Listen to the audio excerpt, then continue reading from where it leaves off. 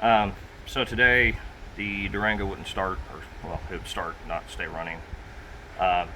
We've got battery connection issues. I've had them for a while. Tried to keep them clean. Right here, I made this wire probably, I don't even know, 5 years ago, something like that. Not the best wire, but I'm pretty sure this is a culprit because this is what feeds the computer. The starter's working fine. It's not wanting to stay running, so I'm going to assume it's this. I've still got 12.4 volts, so that's fine. So we're going to start off, we're going to make a connection, and I'm going to show you how to do that.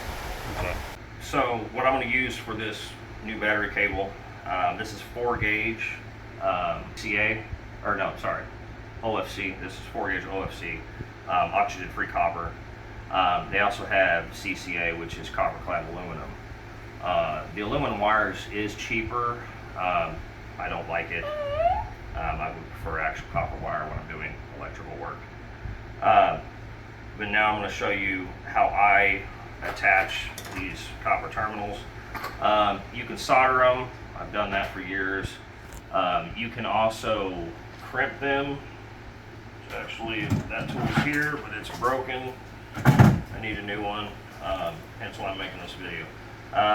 I'm going to show you the old way I used to do it and have never had any issues.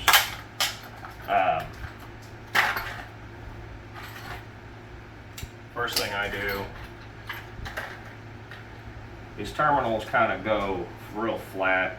You obviously don't want it way out in there. Bring it back a little bit. Mark your fingernail.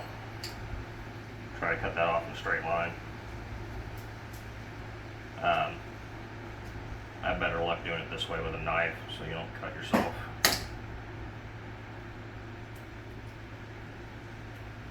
Pull it off.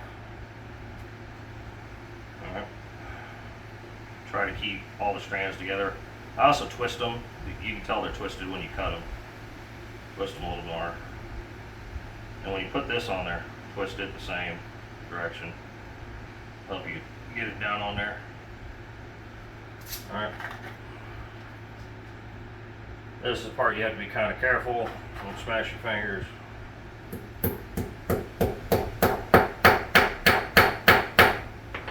Make it flat. Take a Phillips screwdriver, not a small one, decent size Phillips. Put it about the middle of that.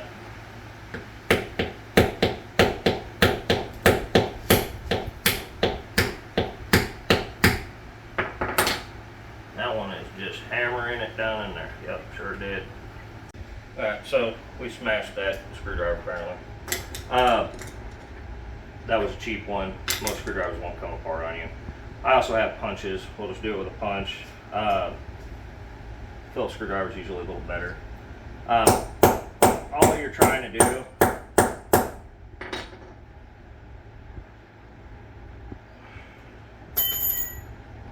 is make a little hole or something in the center. What that's doing is not only did you smash this flat, but by making that hole in the center, that wire won't come out of there on you. It'll stay a lot longer. Like I said, these crimpers are good. You can get them 30 bucks online, but I mean, that's gonna work forever. I've done this for years, stereos, all kinds of stuff. But that hole in the center is important. So then the next thing, I always get heat shrink. This is like marine grade heat shrink. When you melt it, there's like a glue that oozes out. You can use normal heat shrink. This stuff though is not going to allow water to get into this connection, which that's the cause of your corrosion. So I always get these. They're real cheap.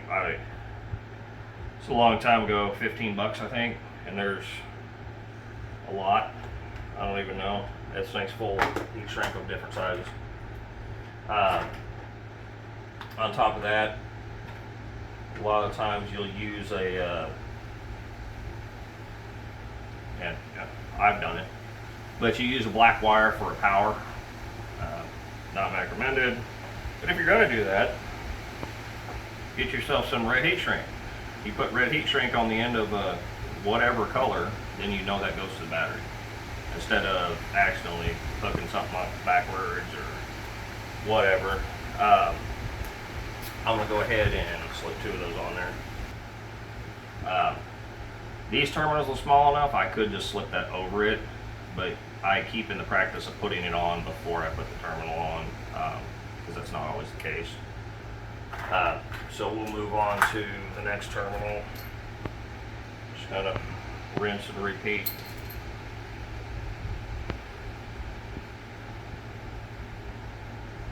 Like I said, this is the way I cut it so that I don't cut myself. I know technically the knife is facing me. It'll be fine. Where did that one go? I'm also a little OCD. I try to make them the same direction, but I don't think that's really important.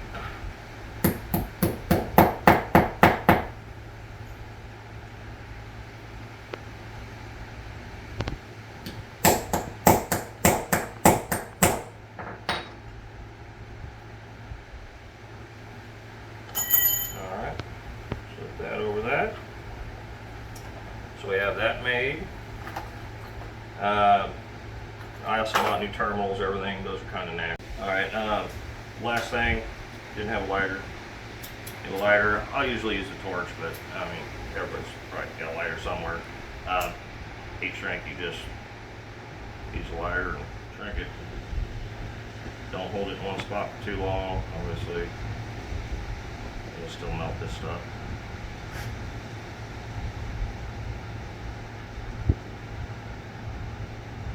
And I mean, you don't have to put heat shrink on it. You can do it without the heat shrink. I like my connections to be a little more permanent. I don't want to have to replace this in a week. You know. There we go. Now it's getting hot enough. Here in a second, I'll show you what I mean by that glue. Lighters do leave more black marks on this than if you use a torch. They also sell heat guns. Theoretically a soldering iron, you get close enough.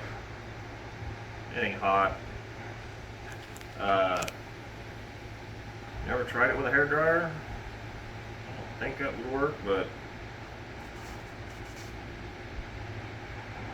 alright, and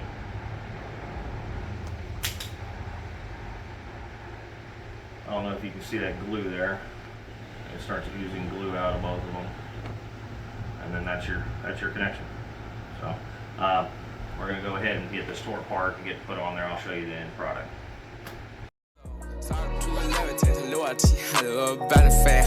I was a new love, was a lot of war.